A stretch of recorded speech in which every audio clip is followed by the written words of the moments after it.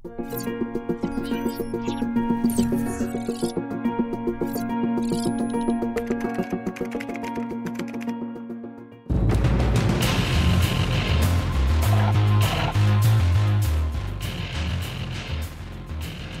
Ami, magandang gabi po. Ano po ang inyong inirereklamo? Kasi ako talaga best friend ko si Joy. Pumunta po kami ng province, isinama ko po pamilya niya. Nag-umpisa lang yan doon sa anak namin. Hindi nila naintindihan yung batang yun. Kahit na ampun lang yun. Pinapahalagaan namin yun. Yung batang yun, hindi ko akalain, masyado siyang hyper po. Ngayon, pinapagamot ko na nga po siya.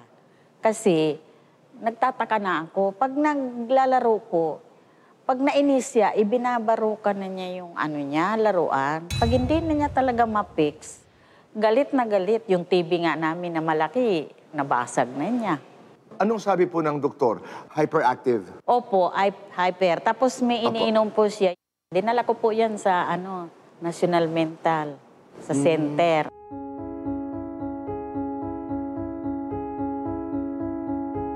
Para libre po dahil wala naman akong kakayahan. Kasi lagi pong nangaaway na rin sa school kung minsan may tinusok na siya ng pencil sa mukha. O ito yung nirereklamo ko po ngayon. Okay. Yung anak niya kasi, madalas silang naglalaro. Yung time na po yun, nagsasampay ako, naglalaro sila. Biglang umiyak. Binato raw nung anak ko, yung battle ng sa... Ito ngayon. Opo, pero yung bago ngayon. mangyari po ito, magkalaro na yung dalawang bata. Dati na po, sa probinsya po, nag-away na rin doon. Kasi mga bata nga po binato rin daw ng din. Basta ganun lang talaga yung ugali ng aking alaga. Pero nasasabihan naman po. Ay, Kuya Boy, hindi lang salita ang ginagawa ko. Napapalo ko talaga sa totoo lang. Kaya nga doon sumasama ang loob ko. Nakikita niya kung paano kong suhituhin yung aking alaga. Ang sinasabi niyo po ay, alam ni Joy na hindi mo kinukonsente ang iyong anak. Alam naman po niya, nakikita po niya, Kuya Boy. Dinidisiplina niyo po, Opo, pinagsasabihan. Diyos ko. So, nangyari ito ngayon, naglalaro ho sila sa inyong bakuran, tapos ano ho ang nangyari? Binato nung empty bottle ng alcohol, yung maliit, yung ganyan lang.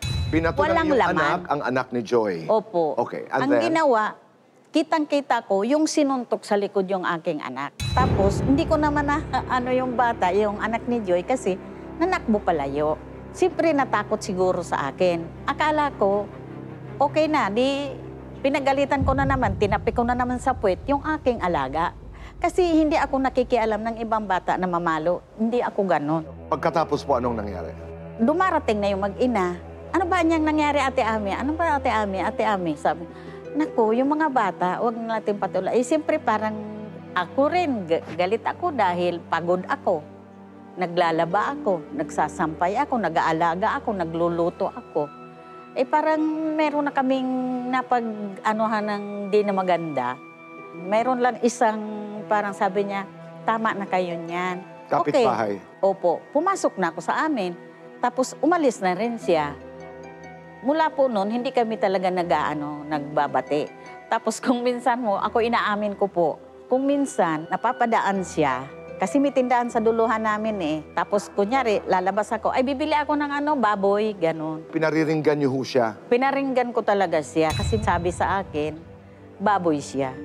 Bakit niyo ho siya pinariringgan? Naiinis kasi ako hindi ako kinakausap Naiinis ka dahil hindi nanumbalik ang inyong pagiging magkaibigan na sa iyong palagay ay napakaliit na bagay para kayo'y hindi mag-usap. Opo. Hindi naman namin pinarating yun sa barangay dahil parang mas lalong nakakahiya kasi mga tao doon sa amin, maraming marites. Iniisip ko na rin, mas matanda ako sa kanya. Kasi siya 46 lang, ay ako mag-70 na. Nung nandun nga po sa probinsya, ang nakagalit naman niya noon, yung asawa ko, nagbasagan pa sila ng mag.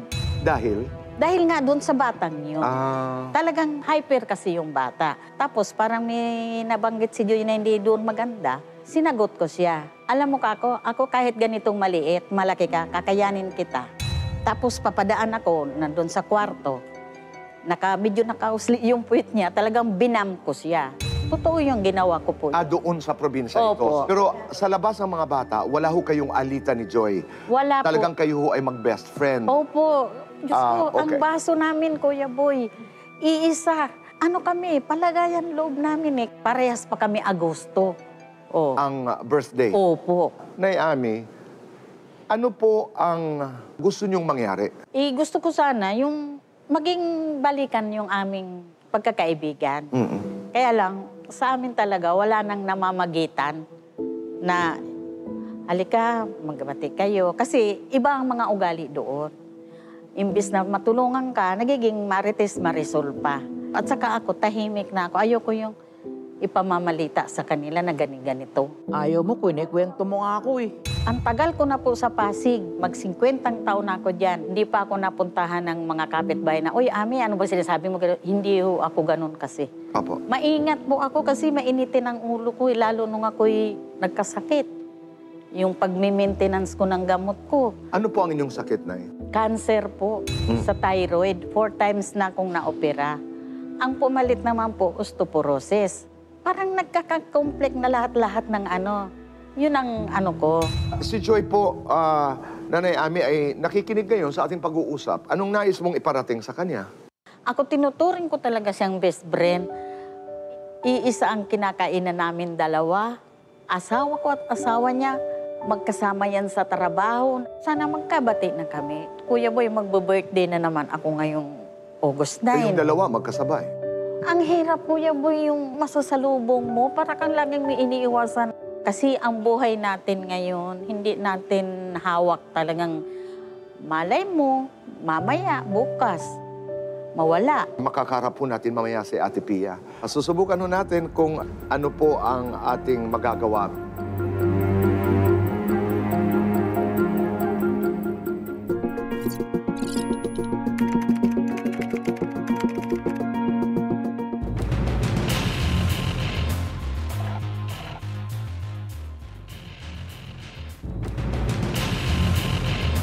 Joy, narinig mo kanina si Nanay Ami. Opo. Ano ang nais mong sabihin? Yun nga po, kasi nag-away po yung anak ko at saka anak niya. Hindi ko po nakita yung pangyayari. Ngayon, yung anak ko nanakbo, may nagsumbong na rin sa akin. Nakapit bahay. Oo. Na, Ate Jo, yung anak mo, inaway yung anak ni Ate Ami. Pagdating ko doon, nagsasalita na siya na kung ano-ano.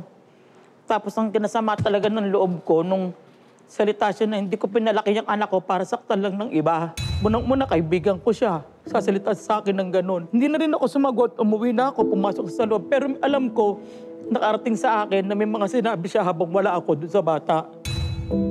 Hindi ko pinansin. Kinabukasan, may birthday doon sa may tabi nila. Pumunta kami. Nag-inom kami, asawa ko kasama ko. Nag-inom kami doon. Asawa niya nandoon. Ngayon yung dalawang bata, naglalaro na naman. Yung anak niya tsaka anak ko. Yung galon na sinasabi niya, isang container po yun na ganun kalapad, pero walang laman. Pinalo na naman niya doon sa bata. Ngayon, ang ginawa ng anak ko, yung galon, kinuha, iba nilibag. Nakita ko yun. Nagalit sila, bakit daw itinapon yung laruan ng bata. Doon ako nag-react. Sabi ko, dapat naman talagang itapon niya ni kasi. Yan ang pinagmumulan ng pananakit. Kesyo raw, intindihin ko raw, yung anak nila may sakit. Naintindihan ko nang kaya lang, lagi ko bang iintindihan na may sakit ang anak nyo? Nananakit yan nandudura.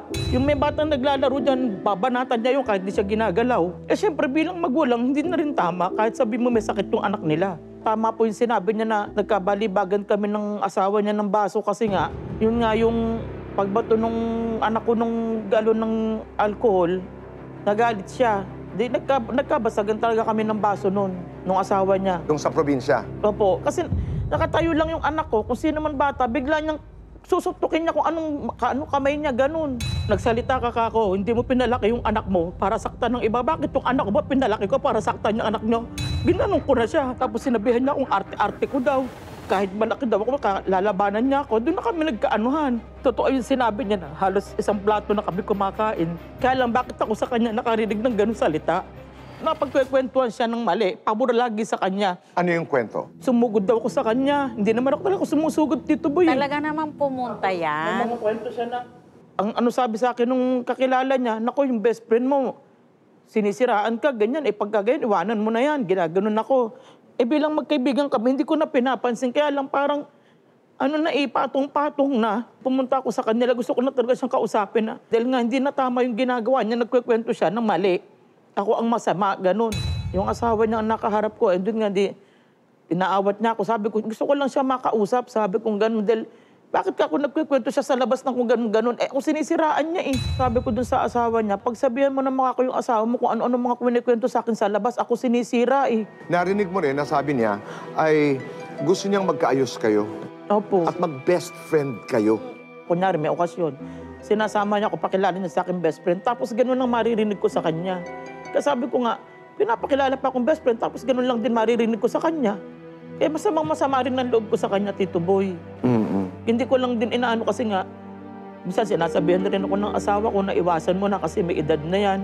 Mamaya mapang-abot kayo, anong magawa mo, kasalanan mo pa. Pero yung asawa namin, hindi naman po nakikisali sa problema namin. Wala lang daw namamagitan. Sana'y magkausap nga at magkaayos. Eh, syempre, mga alam niyo naman din yung mga nakikinig, sul-sul din.